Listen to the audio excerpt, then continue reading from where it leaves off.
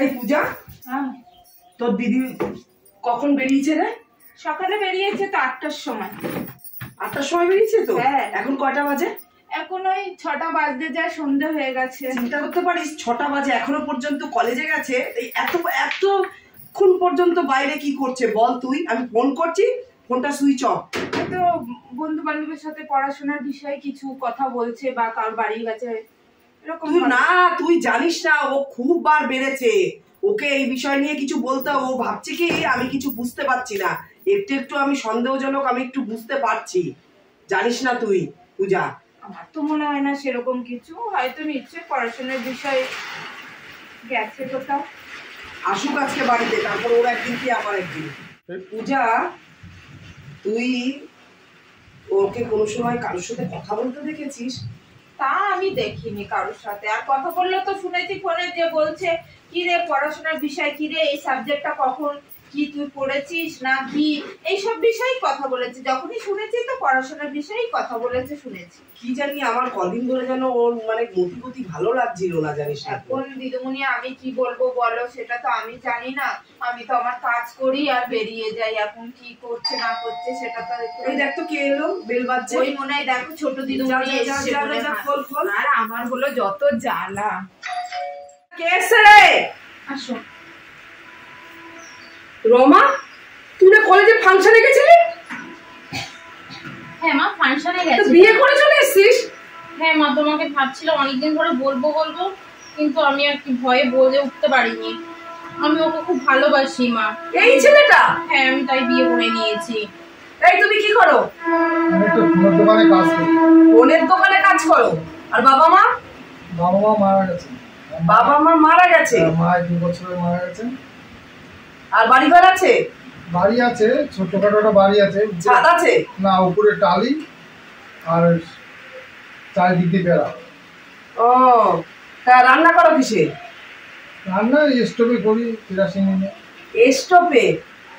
ছি রমা, আমার মেয়ে হয়ে তোর চিন্তাধারা এরকম? এরকম একটা ছেলের সাথে বিয়ে করেছিস তুই, যার নাকি একটা ছাদ দিয়ে বাড়ি পর্যন্ত নেই? দেখো মা, ও খুব ভালো ছেলে মা। ভালো নিকুচি মেরেছে, আমার মান সম্মান সব তো তুই ধুলোয় মিশিয়ে দিলি। আমি ভাবতে পারিনি তুই এরকম একটা ছেলেকে বিয়ে করবি। মা আমি অত শত জানি না। আমি ওর সঙ্গে অনেকদিন ধরে 3 বছর ধরে আমি সঙ্গে সম্পর্ক জড়িয়ে গেছি। আমি আর ওকে ছাড়তে পারবো না, তার জন্য আমি বিয়ে করে নিয়েছি। আমি জানি তুমি আমার অন্য জায়গায় বিয়ে ঠিক করছো, এটা আমি আগের মামার সঙ্গে কথা বলছি, আমি শুনে নিয়েছি। তো আমি আজকে ওকে ডাইরেক্ট বিয়ে করে নিয়েছি। কিন্তু তোর কাকা পিসিরা কি ভাববে বলতো? আর কি মানে তোর মামারা জানতে পারলে কি হবে বলতো? সে যা ভাবে ভাবুক যাই না মামা। আমি তো তোমার একমাত্র মেয়ে, তুমি কিছু একটা করো না মা। যে তুই না সত্যি আমাকে একেবারে ঝামেলায় ফেলেছিস, বিয়েটা তো করেই ফেলেছিস, এখন তো আমার কিছু করার নেই। যে এমন একটা কিছু করো, তোমারও মান সম্মান নষ্ট হলো না। তাহলে একটা কাজ করতে হবে, আমার যদি এই কথাটা তুমি মেনে নাও তাহলে আমি মেনে নেবো। তাহলে তোমাকে এখানে থাকতে হবে, এই জামাইকে নিয়ে। জামাই ঘর জামাই থাকবে, তুমি ওখানে যেতে পারবে না। তুমি ওখানে কি করে কি করবে? না না মা, আমি এই বাড়ি থাকবো না, আমার ওই ছোট্ট বাড়িটাই ঠিক আছে মা। বলে দাও তুমি, আমার কথাই শেষ কথা, আমি কথা কোনো নড়চড় করি না। তুমি আমার সঙ্গে এদিকে আসো। দেখো রনো, মা অনেক কষ্ট মেনে নিয়েছে। আমি তো ভেবেছি মা ঘর ধাক্কা দিয়ে বের করে দেবে তোমাকে, কিন্তু মা তো মেনে নিল। আর কি বলতো, মানে আমাদের সবারই তো সঙ্গে তোমাদের তো মানে ম্যাচ খাবে না, ওই জন্য না মা তাও তো মানে মেনে নিচ্ছে, বুঝেছো? তুমি না এক কাজ করো, দেখো না এই কদিন না মাত্র থাকো না, বেশি না 6 মাসের মতন ঘর জামাই থাকো, তার মধ্যে আমরা তোমার এই ছোট্ট বাড়িটায় ফিরে যাবো। তাহলে তখন মাও মেনে নেবে, তখন মা কিছু বলবেও না। আমার কথাটা শোনো, মা যদি এখন না মেনে নেয় না, মা সারা জীবনও আমাদের মেনে নেবে না। তুমি আমাকে তো খুব ভালোবাসো, আমার হয়ে শোনো কথাটা। ঠিক আছে রমা, তুমি যা বলবো তাই। আসো মায়ের কাছে। জামাই থাকতে রাজি আছে? রাজি আছে? হ্যাঁ মা। তাহলে আমারও মেনে নিতে কোনো অসুবিধা নেই, কারণ আমি তোমাকে ওই ঘরে তোমাকে আমি সেইভাবে মানুষ করিনি। তুমি কিভাবে মানুষ হয়েছে তুমি নিজে জানো না। তুই ওরকম একটা ছাদ না, কিছু না, তারপরে স্টোভে রান্না। আর আমার বাড়িতে কাজের লোক কটা? তুমি ওখানে গিয়ে কি ওই স্টোভে হাত পুড়িয়ে রান্না করবে? আর আমি সেটা দেখবো? তুমি আমার একটা মাত্র মেয়ে, আমার যা সম্পত্তি আছে কে খাবে এটা? আর তুমি ওখানে কষ্ট করবে? ঠিক আছে মা, আমি তাহলে ওকে নিয়ে আমার রুমে যাই। যাও, চলো। অসহ্য, আমার মেয়ে হয়ে কি করে যে এই কাজটা করতে পারলো আমি অবাক হয়ে যাই।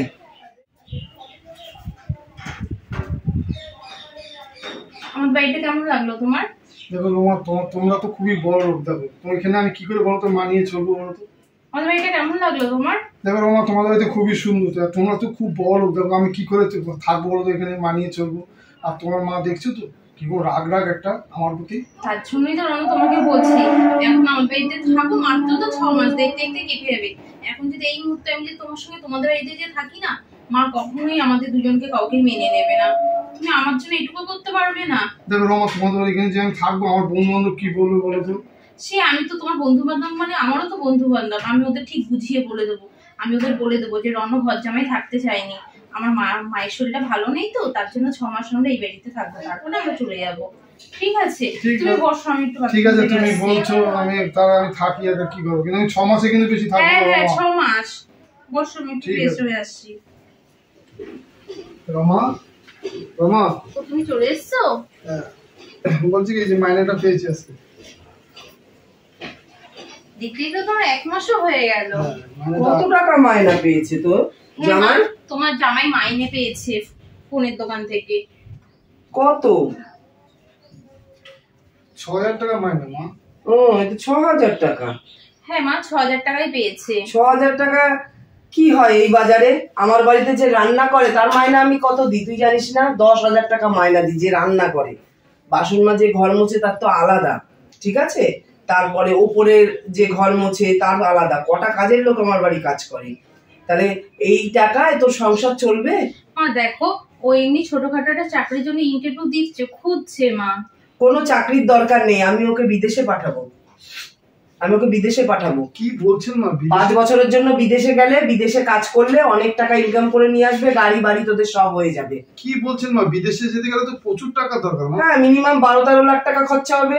সেই চিন্তা তো জামাই তোমাকে করতে হবে না, তুমি আমার একমাত্র জামাই। তোমাকে ঠিকঠাক করে দাঁড় করানোর দায়িত্ব তো আমাদের না? তুমি যখন নিজের পায়ে নিজে এখনো ঠিক মতো দাঁড়াওনি, তাহলে আমার মেয়ে যখন তোমাকে বিয়েই করে নিয়ে এসছে, তাহলে আমাকে তো সেটা তো ব্যবস্থা করে দিতে হবে। দেখি আমি তোর মামার সাথে গিয়ে কথা বলি। রমা, আমি তোমাকে ছেড়ে যাবো না বিদেশে। আবার বলছে 5 বছর, দেখো আমি যাবো না বিদেশে। আরে রণ দেখো না, 5 বছর দেখতে দেখতে কেটে যাবে। আমার কথা শোনো, মা না তোমাকে সত্যি মন থেকে মেনে নিয়েছে। মানে 12 লাখ টাকা খরচা করে তোমাকে বিদেশে পাঠাই বলো, মায়ের নিজের টাকা খরচা করে। আর আমার কথাটা শোনো, তুমি বিদেশে যাও, আরে আমার জন্য যাও। তুমি 5 বছর বিদেশ থেকে আসলে না, এখানে আসলে তো আমরা নিজস্ব একটা বাড়ি গাড়ি সব আমাদের নিজের হবে। তাহলে তো তোমার এখানে আর ঘর জামাই থাকতে হবে না, তাহলে তো তোমার খারাপ লাগবে না। তোমাকে তো কেউ বলবেও না যে তুমি ঘর জামাই থাকো। তখন তো সবাই তোমার বন্ধু বান্ধবও বলবে না রণু বিদেশ যে কিছু একটা করে এসছে। ঠিক আছে, তুমি যেটা ভালো বলছো সেটাই করো। ঠিক আছে, চলো খাবে চলো। ছেড়ে যেতে ইচ্ছে করে না, জানো তো কতদিন 5টা বছর থাকতে হবে। আমার যেতে ইচ্ছে হচ্ছে না তোমার ছেড়ে। আরে দেখতে দেখতে কেটে যাবে। আর অন্যান্য লোকেদের বর থাকে না বিদেশে, তারাও তো বিদেশ থাকে। আর শুনুন তো, 5 বছর দেখতে দেখতে 5 বছর কেটে যাবে। 5 বছর বিদেশ থেকে কাজ করে আসলে তারপর তোমার আর যেতে হবে না, তারপর তোমাদের সবই তো হয়ে যাবে। আরে রমা, গাড়ি দাঁড়িয়ে আছে, তোদের কি হলো? মা ডাকছে, চলো আমি এগিয়ে দিই। ঠিক আছে, তুমি ভালোভাবে থাকবে। রমা, এই রমা, হ্যাঁ মা। তুই আবার নিচে কখন এলি? আমি তো দেখেছি তোকে একটু আগে দোতলায় তুই বসে রয়েছিস। ভালো লাগছে না ভাই। আমি দোতলায় খুঁজতে খুঁজতে আবার নিচে এলাম তোকে।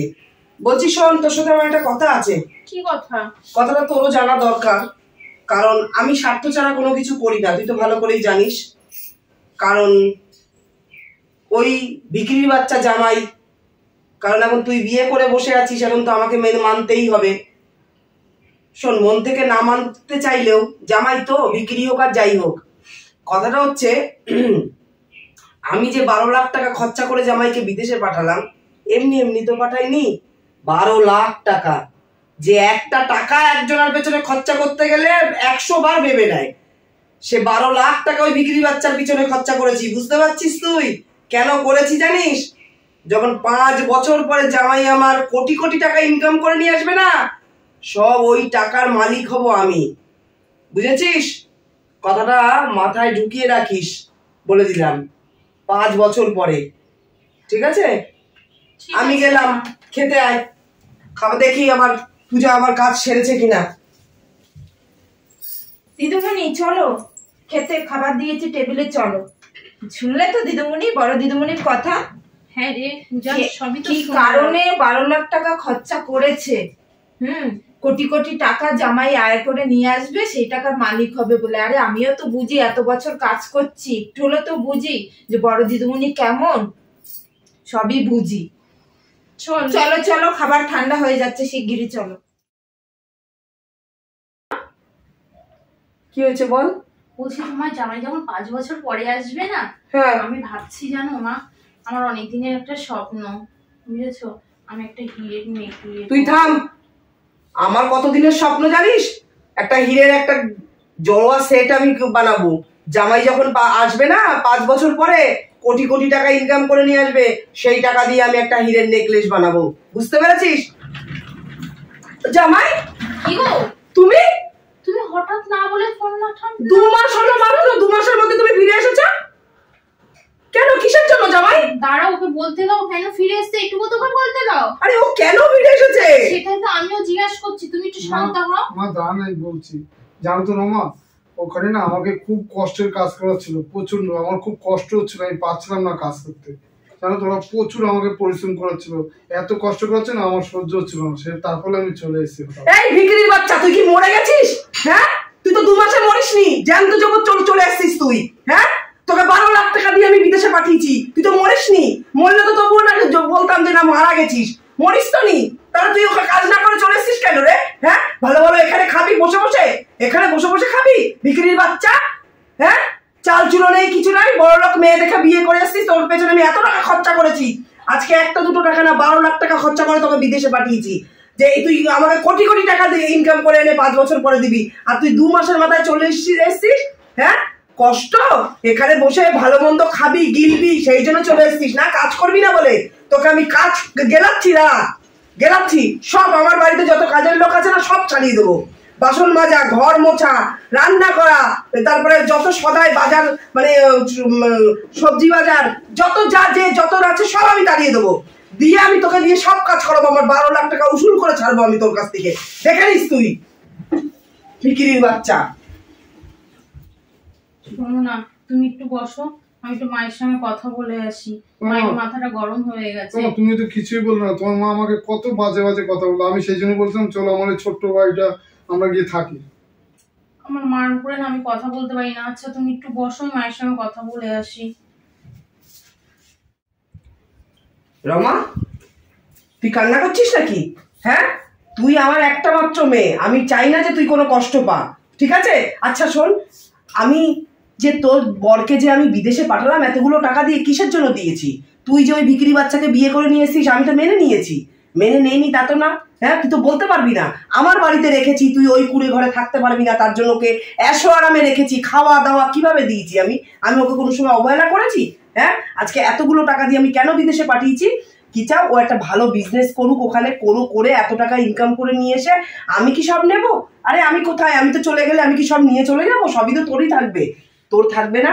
হ্যাঁ, তাহলে আচ্ছা তোর বান্ধবীরা বলে না তোকে কিছু? হ্যাঁ মা, বলে তো, বলে যে তুই এরকম একটা মেয়ে হয়ে তুই কেন রনর মতন ছেলেকে বিয়ে করেছিস। তাহলে আমি তো রনকে ভালোবাসি বলে বিয়ে তুই করেছি। তো আমার একটা মাত্র মেয়ে, তোর খারাপ হোক আমি কখনো চাইবো বল? হ্যাঁ, শোন, তাহলে আমার বুদ্ধিতে চল, ঠিক আছে? সংসারটা যদি ঠিক মতো করতে চাস তাহলে আমার বুদ্ধিতে চল। আমি তো মেনে নেইনি তা না। শোন, ওকে আমি আবার বিদেশে পাঠাবো, দরকার পড়লে আবার টাকা খরচা করে আমি পাঠাবো, কিন্তু ও সহজে যাবে না। ওকে খাটে তো শুতেই নিবি না, ঠিক আছে? ওর সাথে দুর্ব্যবহার কর, দুর্ব্যবহার, খুব ভালো করে সুন্দর করে কথা বলবি না, দুর্ব্যবহার কর, দেখবি ওর নিশ্চয়ই যাবে, বলবে আমার এখানে এত দুর্ব্যবহার হচ্ছে, ওর থেকে আমার কষ্টের কাজ ওখানেই আমি কাজ করব, ঠিক আছে? শোন, আমি কাজের লোকগুলোকে এখন ছাড়িয়ে দিয়ে ওকে দিয়ে সব কাজ করাই, তুই কিচ্ছু মনে করবি না, বুঝতে পেরেছিস? হ্যাঁ, করুক না, তার বেটা ছেলে মানুষ। তুই শোন, ওই যে বললাম ভালোবাসা, শুধু ভালোবাসা দিয়ে সবকিছু হয় না। পেটে যদি খিদে লাগে না, ভালোবাসা জানলা দিয়ে ফুরুত করে পালাবে, বুঝেছিস? পেটে যদি খিদে পায়, ওই খিদে দুজনের পাবে না, খালি জল খেয়েও কিন্তু ওই তোমার ওই ভালোবাসা দিয়ে কিচ্ছু হবে না, শুনে রাখো। ভালো টাকা থাকবে, বাড়ি থাকবে, গাড়ি থাকবে, ব্যাংক ব্যালেন্স থাকবে, ভালোবাসা দেখবে এমনি চলে আসবে, বুঝতে পেরেছ? তাই জন্য আমি বলছি ওকে কষ্ট দেবো, কারণ কাজের লোকগুলো ছাড়িয়ে দিয়ে ওকে 2 মাস ওকে একটু কাজ করুক ওখানে 2 মাস কষ্টের কাজ করতে পারি না, বেটা ছেলে মানুষ, কষ্টের কাজ করতে পারবে না, তা কি করতে পারবে? তাহলে তাহলে সংসারটা চালাবে কি করে? এরপরে তোদের দুজনের জায়গায় আরেকজন হবে, তখন কি করে চলবি? বাচ্চাটাকে সেইভাবে মানুষ করতে হবে না? করতে হবে না? ঠিকই বলেছো মা, ঠিক আছে তুমি যেটা ভালো বোঝো সেটাই। হ্যাঁ, আর রাত্রে ঘরে শুতে খাটে শুতে নিবি না তোর ঠিক পাশে, আছে মা, আর ওর ওর সঙ্গে সঙ্গে ভালো খারাপ ব্যবহারই করবি, ঠিক আছে? মনে থাকে যেন কথাটা।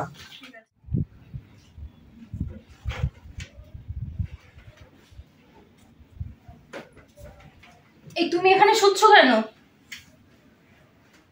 দেখো রমা, তুমি 2 মাস পরে আসলাম, তুমি আমার সাথে এরকম ব্যবহার করছো কেন? ও বাবা, 2 মাস পরে এসছো তাই কি? 2 মাস পরে এসছো বলে কি তোমাকে জড়িয়ে ধরে আমাকে শুতে হবে নাকি? তোমার সঙ্গে আমি একই খাটে বিছানায় আমি শুতে পারবো না, তুমি সোফায় দিয়ে শো।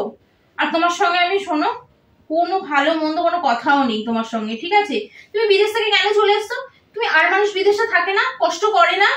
তুমি কেন চলে এসছো বলো তো বিদেশ থেকে? মামা প্রচুর কষ্টের কাজ ছিল, রাখো তো তোমার কষ্টের কাজ। আমার তো মনে হচ্ছে এখন তুমি হয়তো আমাকে পাওয়ার জন্য বিদেশ থেকে চলে এসছো, আমি কিছু বুঝি না। আর তোমার কি বলো তো, আমাকে না তুমি পাবেও না আর কখনো, বুঝেছো তো? যতদিন তুমি বিদেশ যাবে, বিদেশ থেকে এসে কোটি কোটি টাকা যতদিন ইনকাম না করে নিয়ে আসবে, তুমি কি আমার কাছে কোনো ভালো ব্যবহার কি? তুমি আমার হাতটা পর্যন্ত আমাকে ছোবে না। যাও যাও সবাই যে শো। রমা, শাশুড়ি মা আমার সাথে খারাপ ব্যবহার করছে, ঠিক আছে, তুমি আমার সাথে খারাপ ব্যবহার করছো। হ্যাঁ, আমি খারাপ ব্যবহার আমি করছি। শাশুড়ি মা অতটা খারাপ ব্যবহার করছে, আমার খারাপ পাইনি, তোমার খারাপ ব্যবহারটা আমার বেশি খারাপ লাগছে রমা। তোমাকে না আমি ভালোবেসে বিয়ে করেছি। দেখো, সবকিছুতেই না ভালোবাসা দিয়ে হয় না। এই 2 মাস কষ্ট করে থেকে এসছো, আর কটা দিন তো থাকতে পারতে। 5 বছর তো দেখতে দেখতে এমনিই কেটে যেত, কিন্তু তুমি কি 5 বছর না হলে তুমি চলে আসলে। এই শোনো, তোমার সঙ্গে না খাও বকে আমার লাভ নেই, আমাকে রাত্রেবেলা ঘুমাতে দাও। আর তুমি কখনো আমার বিছানায় শোবে না, যাও সোফায় যে শো। রমা আমার সাথে তো খারাপ ব্যবহার করছে।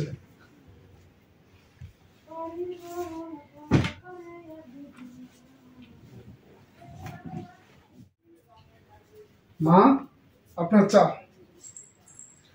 এই ভিখিরি বাচ্চা, সব কাজ হয়ে গেছে? হ্যাঁ মা, আপনি বাসনগুলো মেজেছিস? হ্যাঁ মা, যা যা বলেছেন। আর আমি যে দোকানের মুদিখানা দোকানের যে ফর্দটা দিয়েছিলাম, ওটা পুরো সব লিস্ট দেখে সবকিছু নিয়ে এসেছিস রান্নাঘরের? হ্যাঁ মা, এনেই তো আপনার জন্য কফিটা আমি আর আমি যে ওয়াশিং মেশিনে যে জামা কাপড়গুলো কেচে গামলায় রেখেছিলাম, ছাদে মেলে দিয়েছিস? মা, আপনি যা যা বলেছেন আমি সব কাজ কমপ্লিট করে আপনার জন্য কফি বানিয়ে নিয়েছি মা। ও, কখন বানিয়েছিস তুই? এটা তো ঠান্ডা, কফিটা তো পুরো ঠান্ডা। এটা গরম করে আনবে কে, তোর বাবা না তোর মা? হ্যাঁ ভিখারি বাচ্চা। দেখুন মা, আমাকে যা খুশি বলুন, বাবা মাকে বলবেন না, ওরা দুজনেই মরে গেছে, ঠিক আছে? আমি তাতে খুব কষ্ট পাই মা। আরে বাবা, বিক্রির বাচ্চার আবার বাবা মার আবার ঠিক আছে নাকি? আবার বাবা মার কথা বলেছি যে অমনি অমনি তেজ হয়ে গেছে, অমনি মুখে মুখে উত্তর দেওয়া না। শোন, তোকে একটা কথা বলি, তুই যতদিন না তুই তাড়াতাড়ি চলে যা বিদেশে, আর বিদেশে না গেলে এখানে সব কাজ তোকে করতে হবে কিন্তু। মা, আমি বিদেশে যাব না, তবে আমি যা বলবেন তা আমি কাজ করবো, কিন্তু বিদেশে আমি যাব না মা। বিদেশে যাবি না তুই? না মা। বিদেশে যাবি না? তাহলে তুই আমার 12 লাখ টাকা, আমাকে 4-5 দিনের মধ্যে আমার 12 লাখ টাকা ফেরত দে। তাহলে তোর পেছনে যে 12 লাখ টাকা আমি খরচা করেছি সেই টাকাটা আমাকে ফেরত দে। ঠিক আছে মা, আপনার 12 লাখ টাকা আমি চেষ্টা করছি, আমি আসলাম মা। আর এটা গরম করে কে নেবে?